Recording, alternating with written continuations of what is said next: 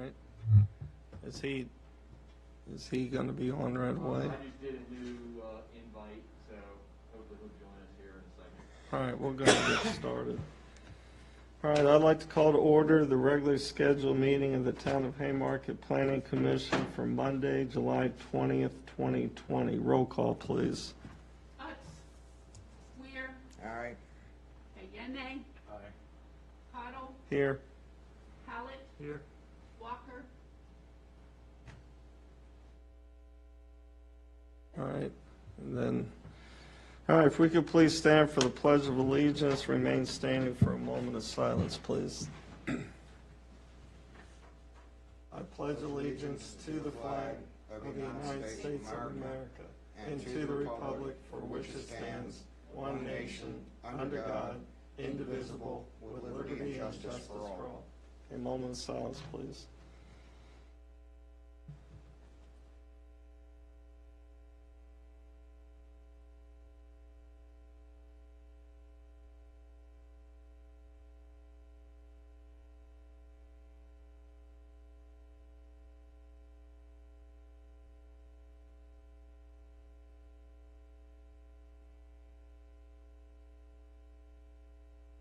All right, thank you. You may be seated. Chairman, Mr. Correll should be joining us shortly, but Okay, thank you.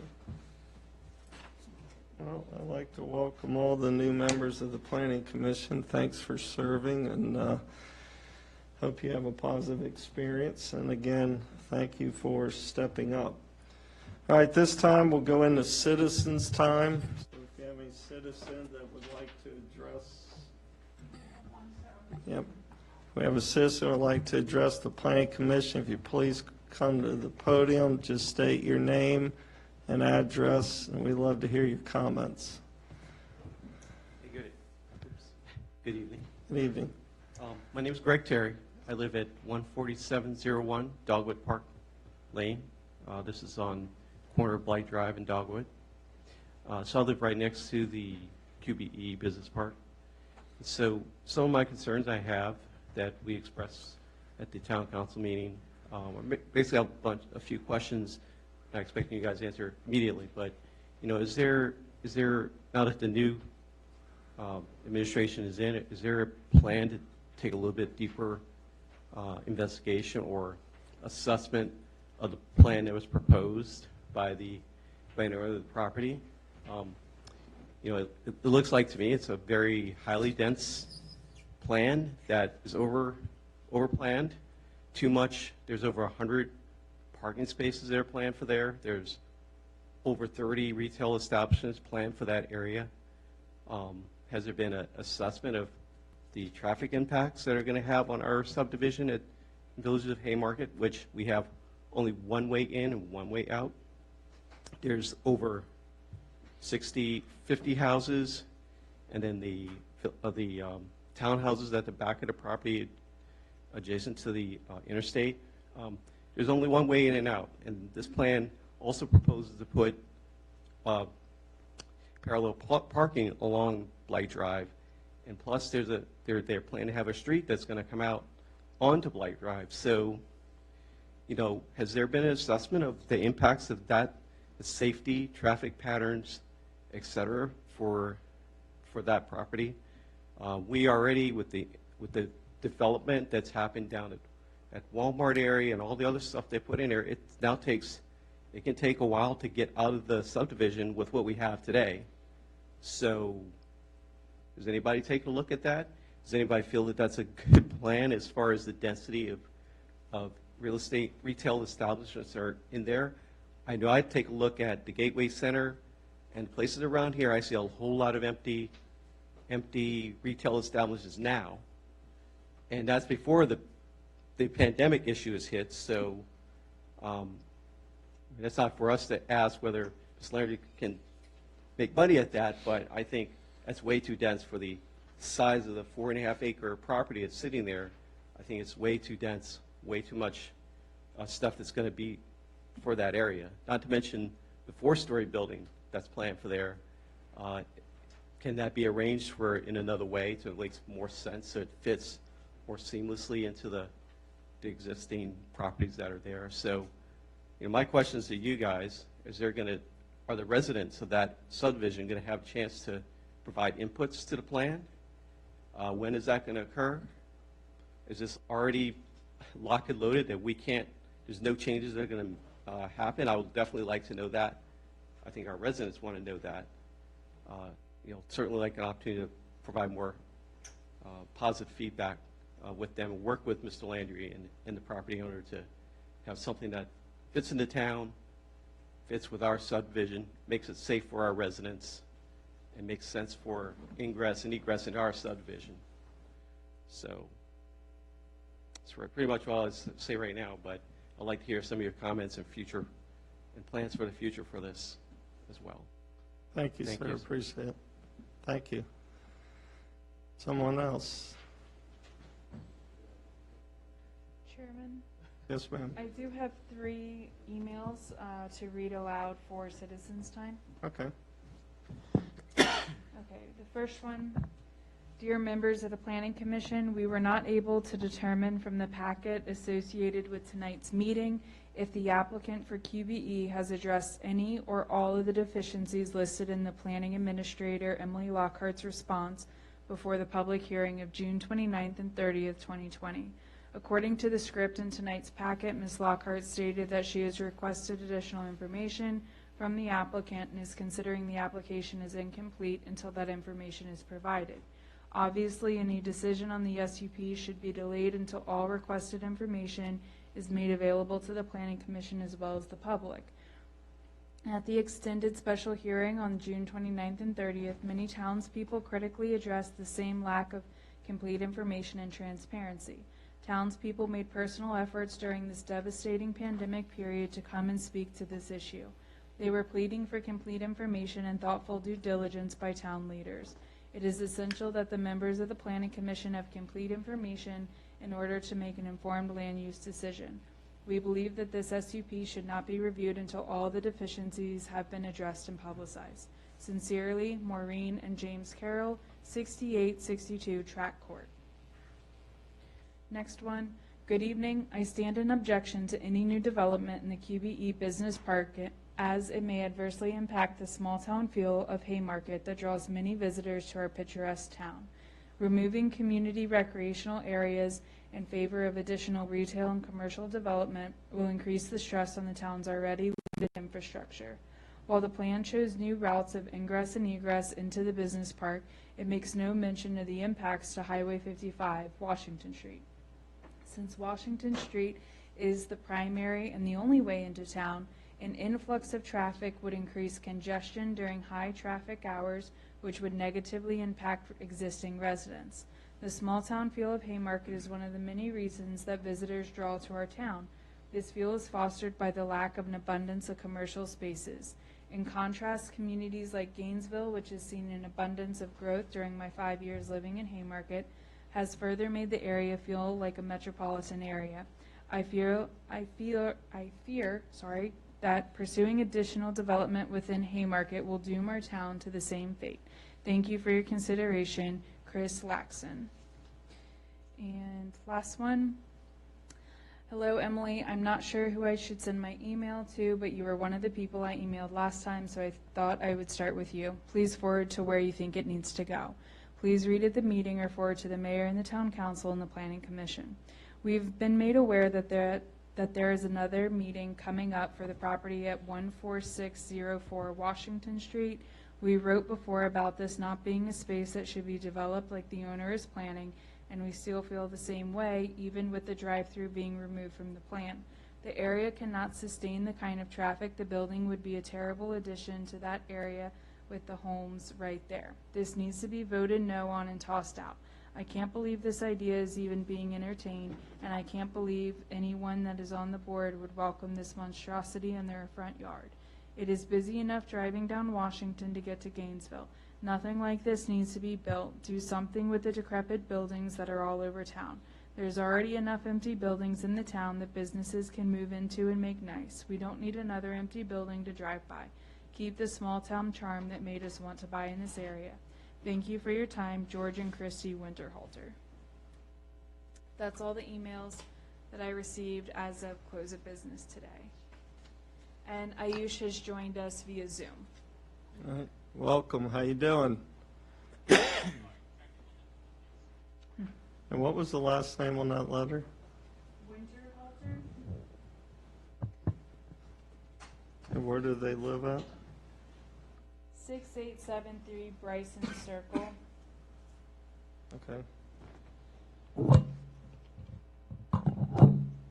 And then Mr. Lorson would like to Okay. some comments. Good evening. My name is Ken Larson, 6752 Jefferson Street. I am not really here as a citizen. I am here as the mayor of Haymarket. The comments I want to make is I would like to congratulate the new appointees to the commission, and would like to thank all of you for volunteering and taking your time and commitment to make decisions that are vital to how Haymarket is made. I'm strictly here to welcome you guys. I'm not here to make any comments on any of the agenda items tonight, but wanted to show face and wholeheartedly give you my appreciation for volunteering for this position. Thank you. Thank you.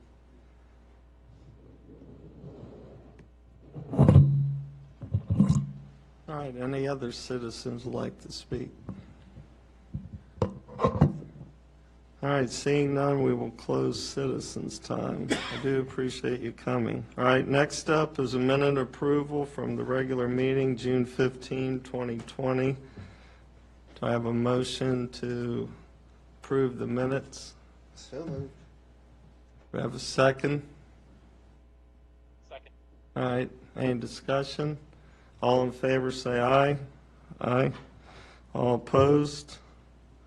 All right, motion carries. Mark me abstain, please. Okay, agenda items, number 6, Planning Commission Chair Appointment.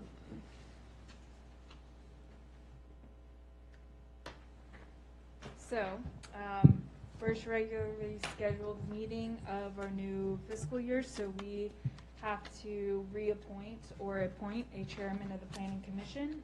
The chairman serves for a 1-year term as the chair, and then each July meeting we can take new appointments for that position. So at this time, if any of the members would like to make a nomination or a motion to nominate someone to be chair, that's the next step. And then once we have all the nominations in, we will take the vote.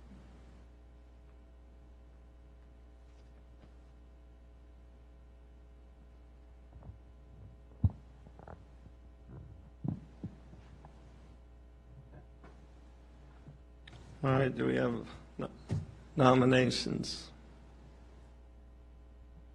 I think I'm still okay with you serving for the moment. I don't see a reason why we can't reelect you as a chairperson. All right, other nominations? If that was a nomination, there needs to be a second. Right. Second. Would you like to do a roll call vote? Sure. With no other nominations before the board, the motion is to appoint Matt Cottle as the chairperson for the planning commission. Roll call vote is Ware, Aye. Diane, Nope. He said no. Said no. no, okay. Cottle, Yes? Yes. Pilot, Corral. Yes.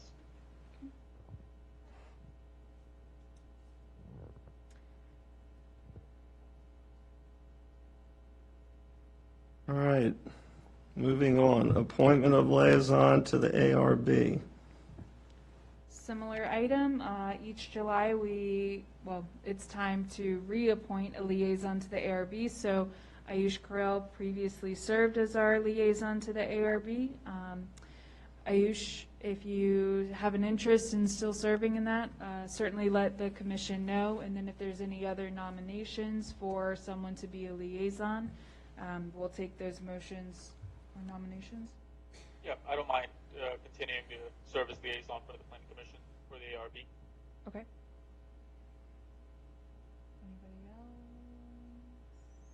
Rather stick pins in my eyes. Okay, then we'll take a motion to have Ayush Karel be appointed as the liaison to the ARB. Ware, Aye. Beignet, Aye. Cottle, Yes. Hallett, Yes. Corral. Yes. Okay. Next, we're just rocking. All right, next up, comp plan. Okay, so everyone should have in front of them a stack of papers with binder clip on it. This is a 2015 draft version of comprehensive plan. So this is one that staff and previous council and planning commissioners were working on back in 2015. And so I'm bringing it before you guys to start reviewing so that we can continue to have the discussion and work towards updating our comprehensive plan. For those of our new members, this is a plan that we update every 5 years. We need to update this plan. It is currently out of date. You'll find our new members, you'll have a binder with the picture, black and white picture on the front. This is the current comprehensive plan, so you can do a comparison. I will also send you the draft version of the comp plan that you have printed in front of you. I'll send that to you electronically. And then, of course, the comprehensive plan that is adopted right now, the 2008 one, is online. It's under our planning and zoning page. All of our planning commission documents, the ordinance, things like that are found there. So if you guys want, we can talk a little bit about the sections that we want to update, or we can just have the commissioners start reviewing the draft, and then we can plan to come back in a couple weeks at our August meeting and dedicate some time to discussing the update.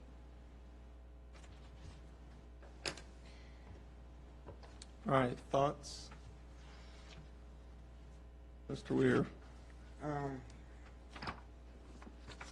know the council's going to make this a priority. However, a lot of this stuff is going to change dramatically when the census comes out.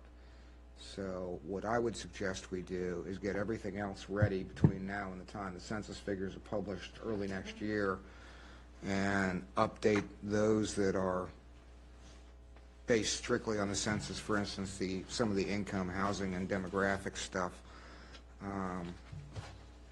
And if there's no objection, I would like the Planning Commission to direct staff to revise several sections that are badly in need of updating since 2015, particularly with respect to some of the housing numbers, the historic buildings that are no longer existing, just kind of a cleanup of those particular things, as well as the surrounding development. I know that most of the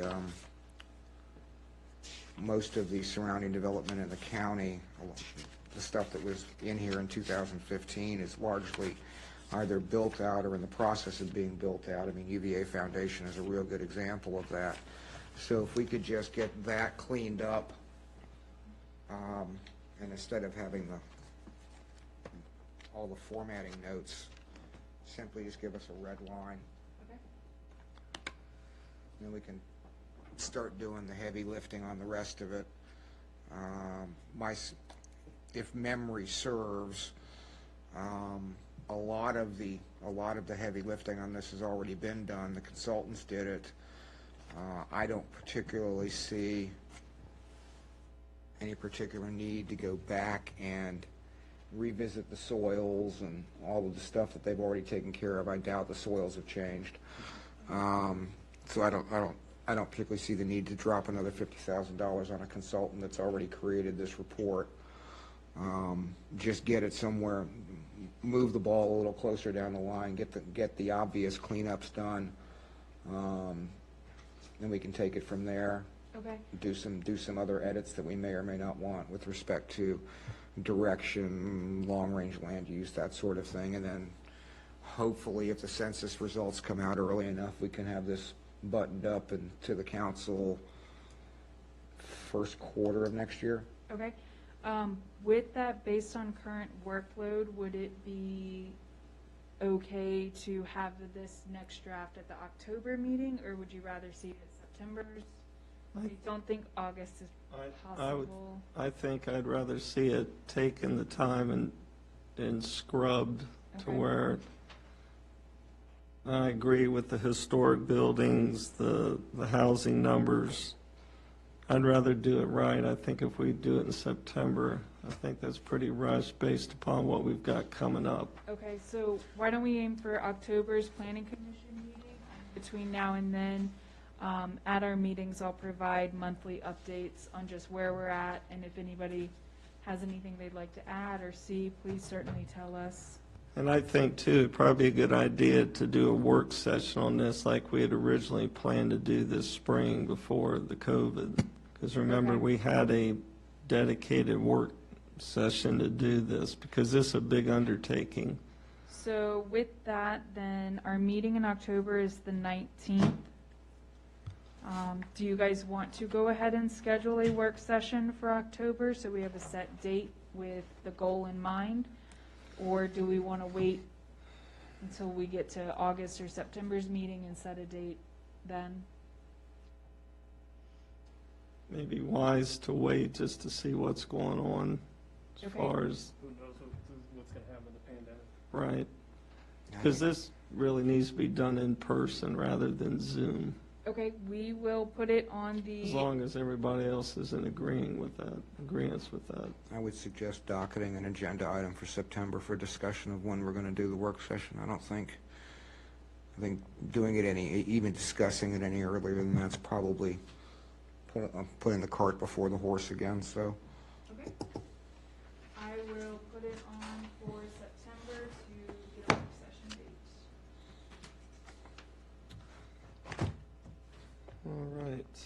All right, moving on. Proffer Amendment Application 14600 Washington Street. Emily? So this evening, you'll see on our agenda, we have the proffer amendment for 14600 Washington Street, and this is for the QBE project.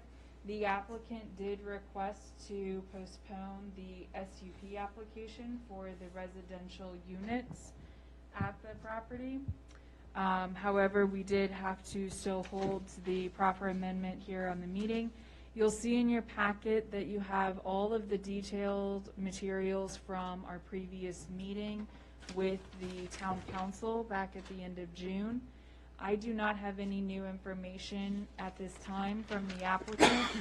Since that meeting, we did have a discussion with the applicant. They came in, staff and the town council planning commission liaison also was in attendance. We requested several items to be addressed and further clarified. Again, I don't have any of that additional information from the applicant. So with that, I would make a recommendation that with no further information, we should move this item to a work session for future discussion with the applicant based on the materials that they plan or are going to submit to the town. All right, discussion. I've got a slightly different take on that. Unless we're going to get more information pursuant to the questions that have already been sent to them, I think our hands are tied. I mean, we've got both a proffer amendment that's going to allow development of what is currently green space, actually currently park space, and a GDP that's in the process of being changed. It's a moving target. And there will be a number of changes required in that GDP between now and the time that they actually bring it to us, if for no other reason than the elimination of the SUP for the drive-through. As it stands right now, one of the things that we have to determine when considering the SUP is whether or not there is any one of the following or more than one of the following. We've got to determine if it has an adverse potential impact on the surrounding properties. We've got to figure out what its impact is on safety, traffic, and the general welfare of the surrounding neighborhoods, and whether or not it fits in with the comp plan. And given the rather minimal amount of information that's been provided so far, and I now understand that the GDP is going to be changed to no longer reflect what is drawn as a strip mall, but will now be reflecting pad sites of some manner and relocation of, potentially the relocation of another building. I can't see scheduling a work session for materials that we don't have. If they're going to make a presentation for this in August, so be it. But I think our time clock runs out October. I believe it was October, but it'll be before our meeting. So it need to be voted So we would on need to September. either dispose of it in September or schedule a special meeting for it at some point in time in October, absent a request from the applicant to defer it. Correct. I just don't see the sense in expending town resources, time, dollars, and the time of this commission to review something that we don't have in our hands yet, or even scheduling it. So until we get all of these materials, and if they want to come in in September, or excuse me, in August, and go with what they've got, well, then so be it. I mean, we'll have to make a decision based on that. But until we've got more information, I just don't see that we've got enough to work with at this point in time. All right, other thoughts? I'm with Bob. I have hardly minimal information on everything. Right. I will just add one quick thing to kind of explain. I did request that they update the GDP to show the drive-through was removed. That has not been resubmitted. And one of the major items that we as staff discussed was showing that the 66 residential parking spaces there that were stated to be in the underground portion, showing that those were provided and fully accounted for. So we had some of those general feedback items from the previous meeting that we discussed, and those are the items that I was referencing had not been fully addressed. All right, other comments? To the question as to whether there's going to be any more time for additional input.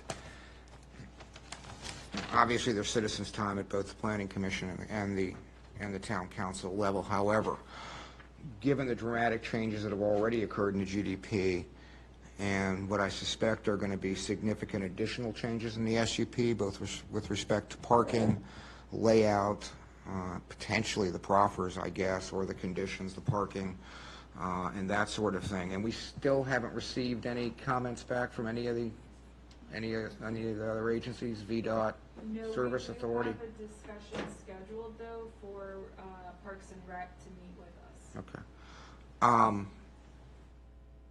I suspect that regardless of what happens in August,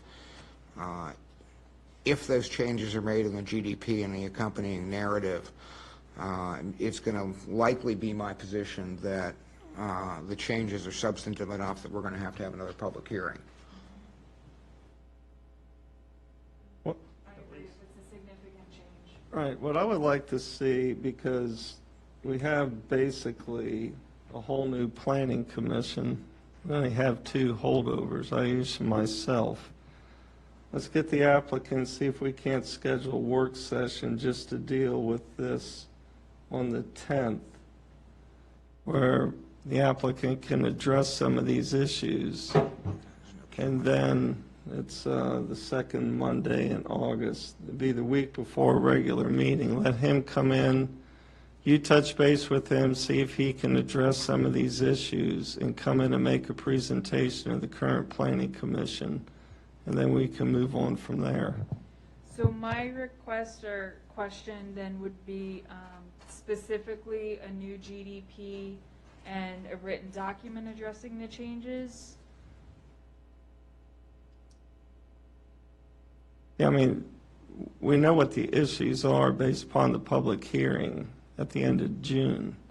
So we give the applicant time to address those, excuse me, and come in and present the project to the planning commission. Because you really can't have people in the planning commission making an informed decision if they haven't studied it out. I agree. And there's a lot of misinformation out there about this project that we need to bring everybody on the planning commission up to speed to what could be there by right, and just let the applicant come in. And Okay. my opinion on this is, Emily, I think my understanding is the application is still incomplete, right? Say You it again, consider the sorry. application to be incomplete? Correct. I don't even know why we are entertaining further discussions or meeting without the application being complete. I think needs to be, that's my opinion. I agree and I disagree somewhat. I mean, it's dependent on what the applicant does. If we're going to schedule a work session, hey, I'm all for that, if he's going to bring in additional information. If he's not going to bring in any additional information, having a work session prior to the regularly planned meeting, what's the purpose? I mean, if, in my discussion with him 2 weeks ago, I believe it was, they didn't seem willing to make any changes or provide any additional information. If that stance is not going to change, then I would suggest there's no need for a work session and we just go ahead and deal with it at the August meeting. Now, if he's willing to come in with a new GDP, revised narrative, traffic impact analysis, parking analysis, all of the, or at least a preponderance of the deficiencies that are in the letter that was sent to him, then I'm fine with doing a work session. But if he's not willing to do that, I don't know what purpose the work session would serve. Well, it'd behoove the applicant to address those issues if we're going to have a work session on it. Correct. So Correct. I guess that's where my question was, do we want to see hard copies is what I'm hearing. We want to see new documents submitted. We don't want to only accept a verbal statement. Well, it needs to be in writing. Okay. So, pardon me, does this mean we're only going to hold the work session contingent upon him supplying additional information? And if no additional information Well, is forthcoming, then no work session? If there's no additional information, then the work session's a moot point. Yeah, there we go. So with that, I would recommend that we would request all additional information be submitted by August 3rd. We are trying to get all of our packets out 1 week prior to the meeting date. So we would request that all of that submitted, I would say no later than 12 noon on August 3rd, so we have time to prepare a work session packet. Without objective, I'd issue that directive. And I would Objection. contact the applicant for that. Okay.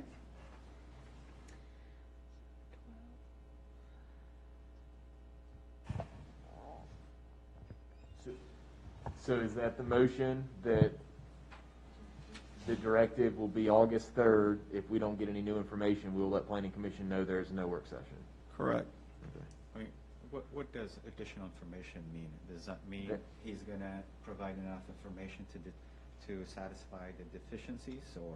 Well, that is actually the question I was going to ask, because additional information, if he just adds one of the multitude of items, does that suffice as additional information? Or would you all like to clarify a specific? Well, I would say GDP update, drive-through, residential parking spaces, the things that, that was brought up by the citizens. I mean, he's fully made aware of what the issues are. He should have a chance to address them and then come speak to the Planning Commission.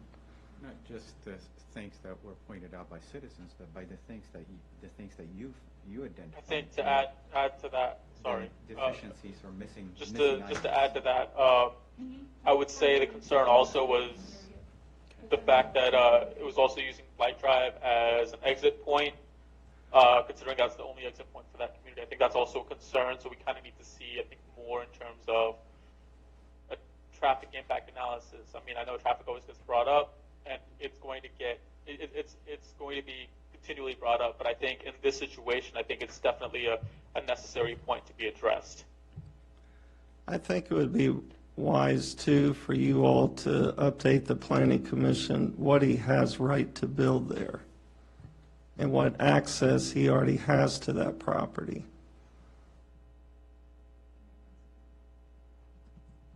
Because if we're going to make an informed decision, we have to have all the facts. So with that request, I will say for our new members, if you later on, if you go to the town website and you click on Inside Town Hall, and you click on Planning and Zoning, the top two buttons there, you'll see one is called Municipal Code and one's called Ordinance. It is our zoning ordinance that's found right there. Both are easily searchable. One's a website that's searchable, one's a PDF. That's your preference. But with that, you will find in there what is called the B1 zoning district. And that will be section 58-10.1 through 8. And specifically what Chairman Cottle was requesting was that we discuss the optional by right uses that are allowed on the property. If you're going by page number, it's page 67.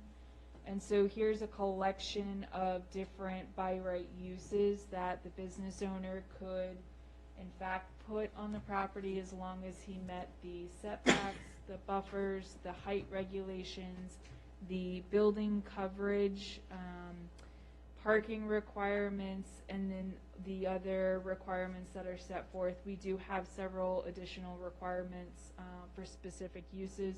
For example, a hotel. There are other uses further on in the ordinance. So you have some residential uses. This is an accessory apartment. It is a single accessory apartment above the first floor of any retail space.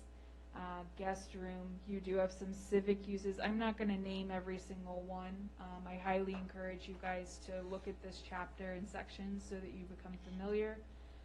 Some of the commercial uses include bed and breakfast, breweries, support services for office style uses, daycare uses, general office, personal uses, your hairdressers, your cleaners, things of that nature.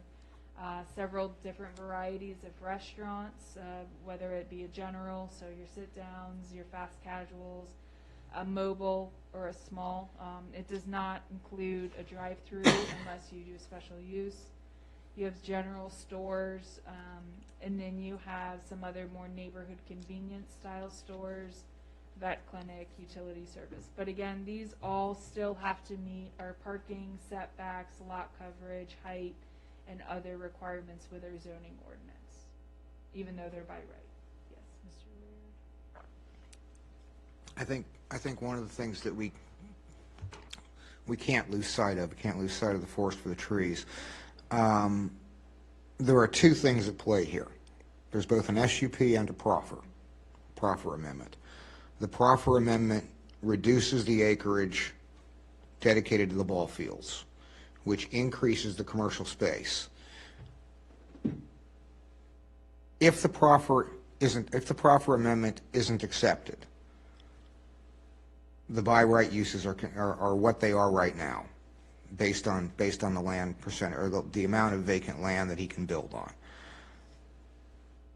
If the proffer amendment is accepted and the SUP is accepted, because you're talking about a 4-story building and the need to park a 4-story building, particularly with residential and associated commercial, I believe,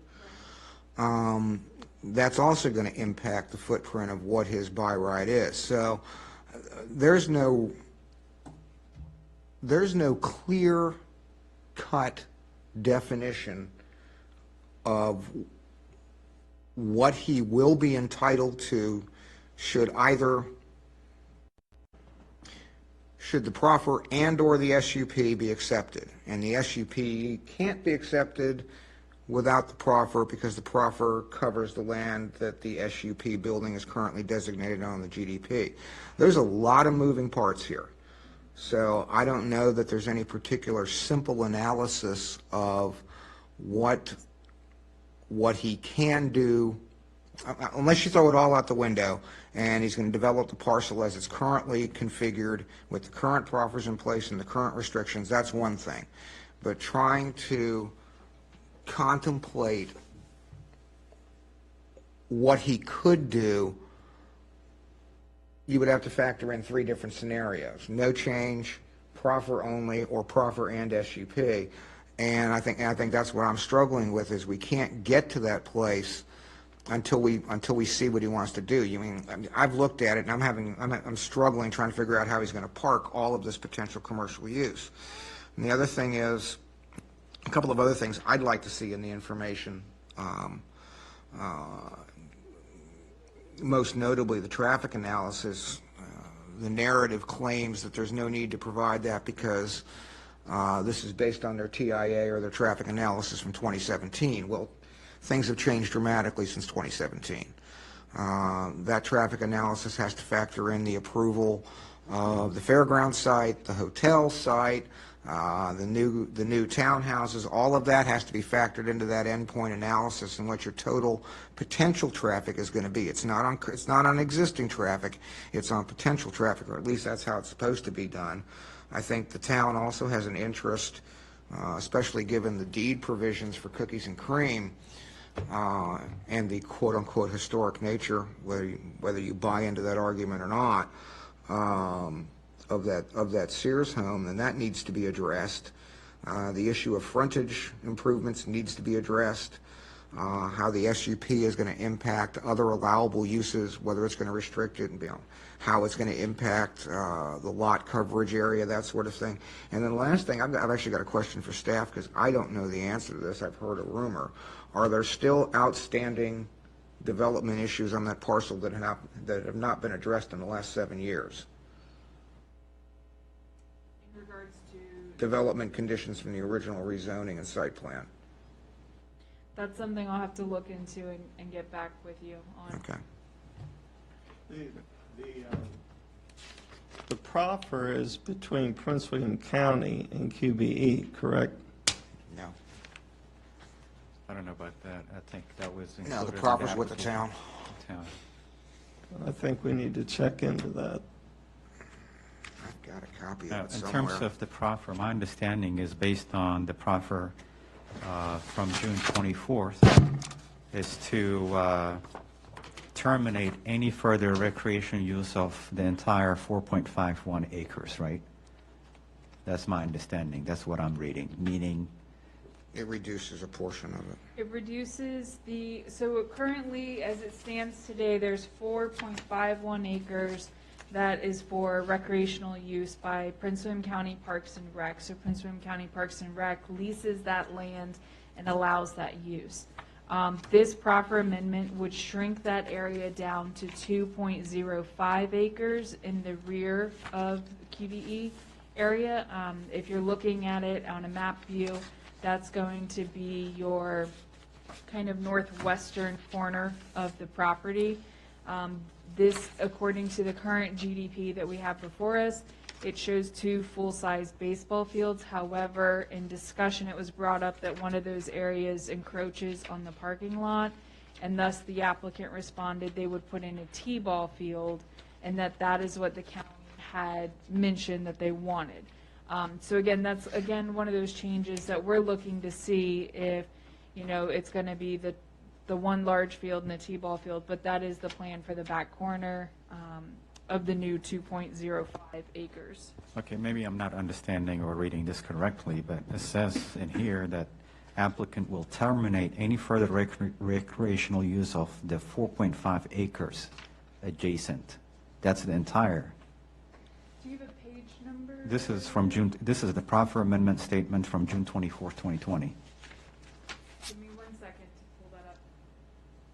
I thought I had a copy of it, but apparently I don't.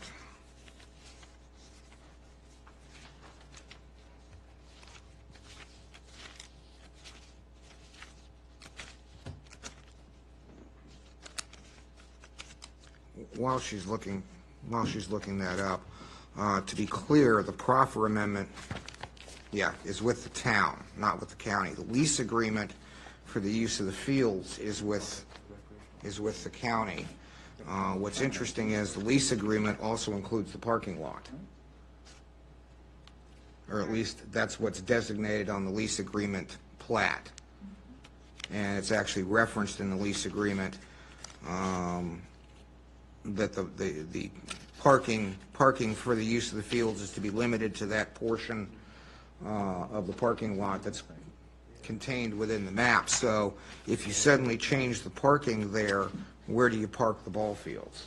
I mean, these are the kind of questions that need to be asked, or need to be answered. I think they've been asked. Yes, give me just a couple seconds. I'm printing a few copies of this proper amendment for everybody.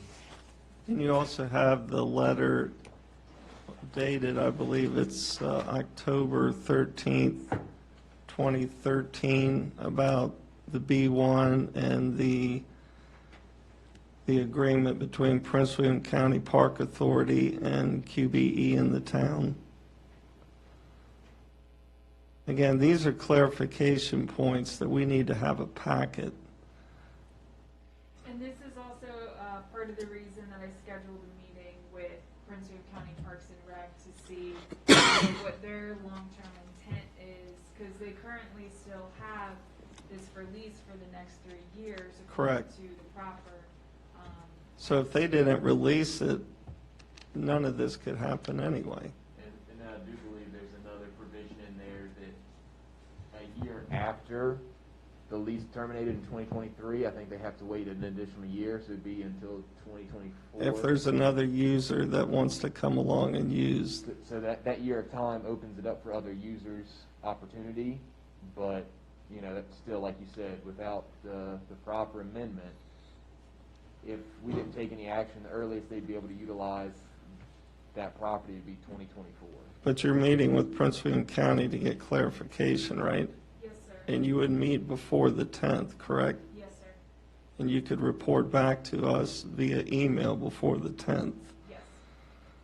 Because here's what we really need to be careful. We need to squelch the rumor and innuendo and look at what's on the books.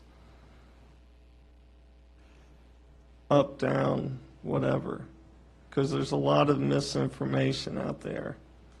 And also, my recommendation is, if the commission members haven't done so, is to review the rezoning application from 2013.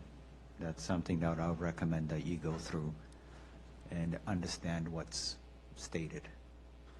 The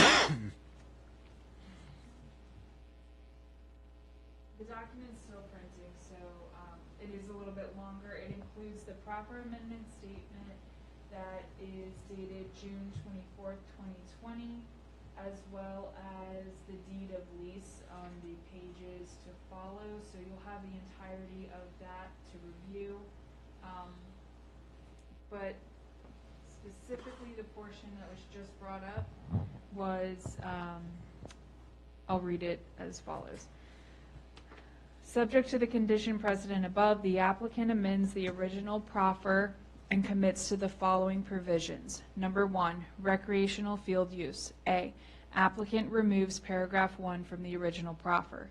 B, applicant will terminate any further recreational use of the 4.51 acres adjacent to the existing school as provided in the deed of lease dated August 13th, 2013 between Haymarket Properties Group, LLC and the Board of County Supervisors of Prince William County, Virginia, attached hereto as Exhibit B, deed of lease on the earlier of the date of any early termination as provided in the deed of lease or August 13, 2023.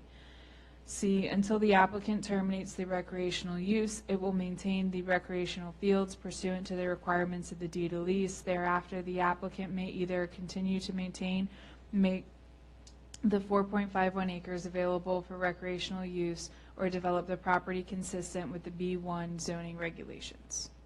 And then they also put in a section on the site plan improvements that the applicant will submit a final site plan for the property by December 31, 2021, and there's a couple sentences to follow. So based on that, there is no indication of preserving part of the, That is correct. okay, thank you. No, thank you for bringing that up. So everybody will have a copy of that in just a second. Okay, thank you.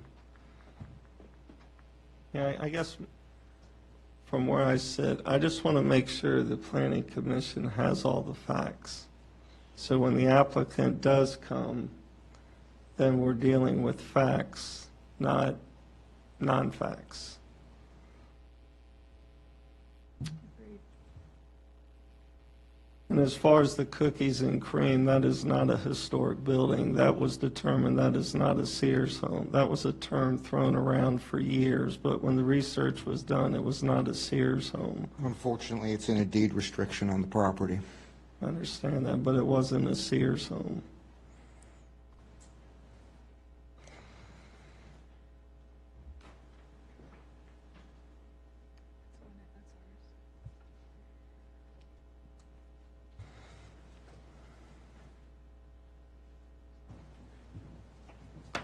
Thank you.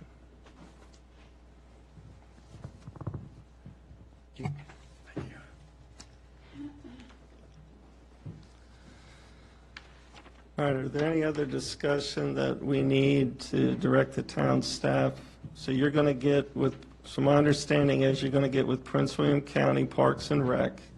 You're going to reach back out to the applicant with what's been brought tonight. And if they can, depending on what happens with the county and the applicant, whether we're going to have a work session on the 10th, correct? Correct.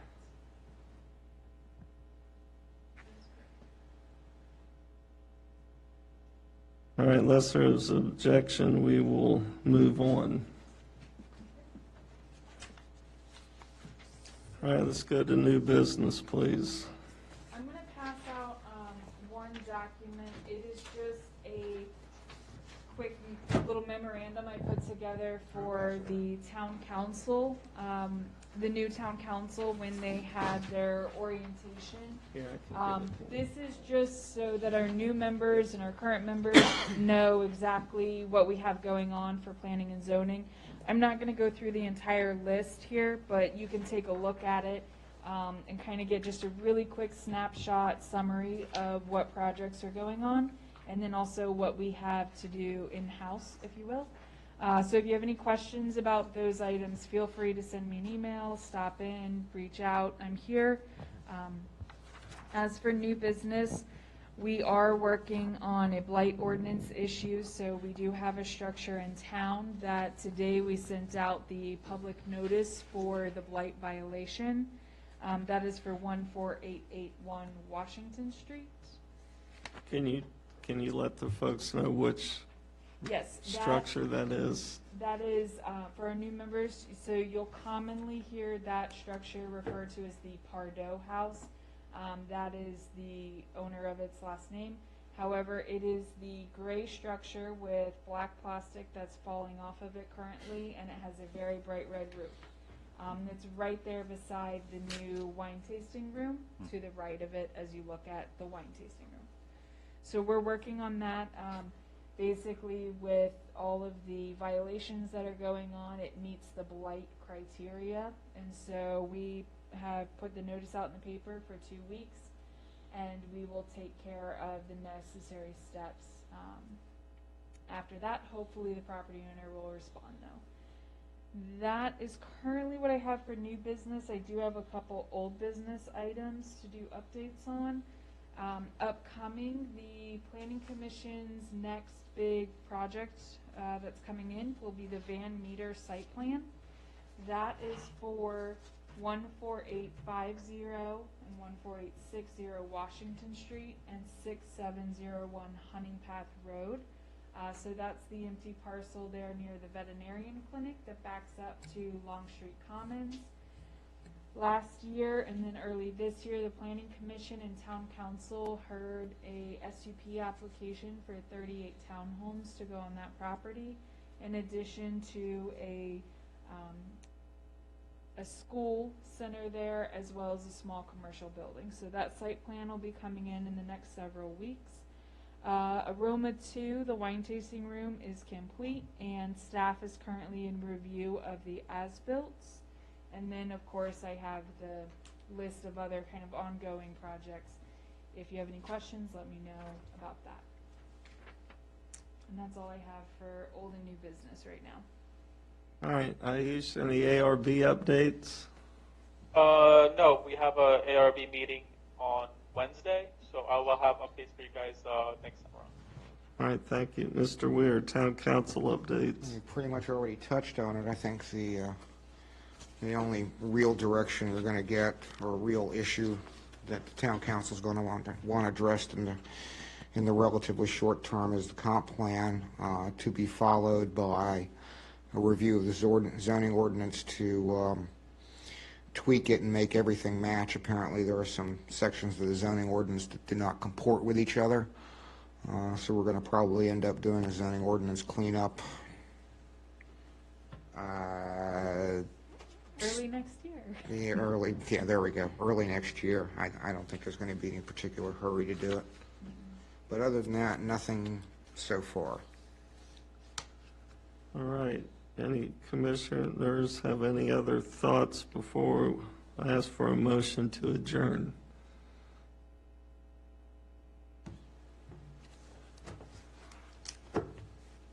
All right, do I have a motion to adjourn? So moved. I have a second. Second. All right.